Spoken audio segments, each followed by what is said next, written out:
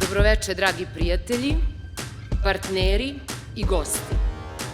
Dobrodošli na tradicionalni treći po redu božićni koncert kompanije Prince Aviation. Večeras naše okupljanje ima poseban sjaj. Dok se pripremamo za veliki hrišćanski praznik Božić, slavimo veliki jubilej. 35 godina osnivanja prve privatne aviokompanije u našim prostorima.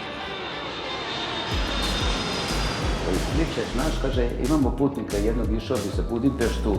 Znaš, kaže, onaj Veselin Jevrosimović. To je bilo 1990. godine, tako sam došao do Princa i ispostavilo se da sam ja bio njihov prvi putnik koji je iznajmio avion na samom početku. Kroz našu školu je prošlo, ja mislim, preko 2-3 hiljade pilota, kroz razne obuke. Hangar koji imamo je jedan od najmodernijih hangara koji je u Evropi, a mogu da kažem i u svetu.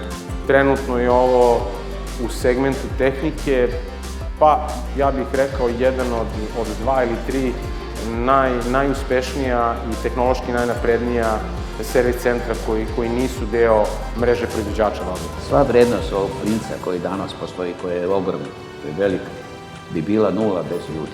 Svaki taj slučajnik ima svoju ulogu u sistemu kao jedan onako perfektno upakovan Rolex sat. Pre 35 godina Slobodan Stričević i Đorđe Jovanović postavili su temelje na kojima je izgrađen Prince Aviation. Moram reći da sam stvarno jako zadovoljan. Prvo, prevashodno, jer sam u ovoj firmi stvorio porodicu.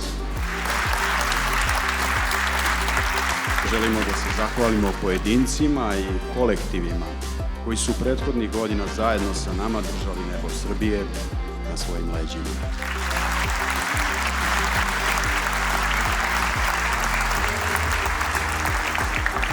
Dobro večer, dame i gospodo. Dobro večer, dragi prijatelji. Srećni vam praznici.